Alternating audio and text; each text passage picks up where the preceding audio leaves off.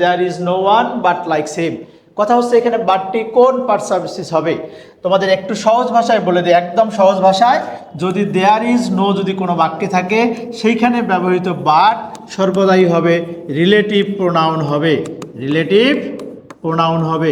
কথা হচ্ছে কেন হবে, দেখো আমরা যদি বাক্যটাকে অন্যভাবে লিখতে যাই তাহলে কিন্তু আমি এভাবেও লিখতে পারি, দেয়ার ইজ নো ওয়ান, এই বাট লাইকস হিমের পরিবর্তে আমরা এখানে লিখতে পারি হু ডাজেন্ট লাইক হিম।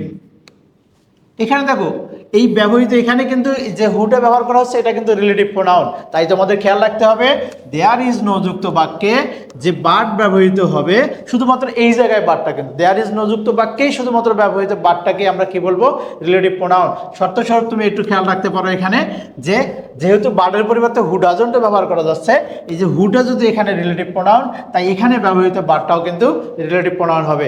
একদম সহজ ভাষা যদি বলতে যাই তাহলে শুধুমাত্র দুনিয়াতে একটা জায়গাতে দেয়ার ইজ নো যুক্ত বাক্যে ব্যবহৃত বাট সর্বদাই রিলেটিভ প্রোনাউন হবে।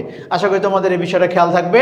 ইংলিশ গ্রামারের এরকম টিপস অ্যান্ড ট্রিক্সের যদি ক্লাস করতে চাও তাহলে তুমি আমাদের অনলাইন ব্যাচে যুক্ত হতে পারো। সবাই ভালো থাকো, সুস্থ থাকো, সবার জন্য শুভকামনা থাকলো। আল্লাহ হাফেজ। ভর্তি হতে ভিজিট করুন www.online.rcctube.com অথবা কল করুন 09613 662 000 এই নাম্বারে।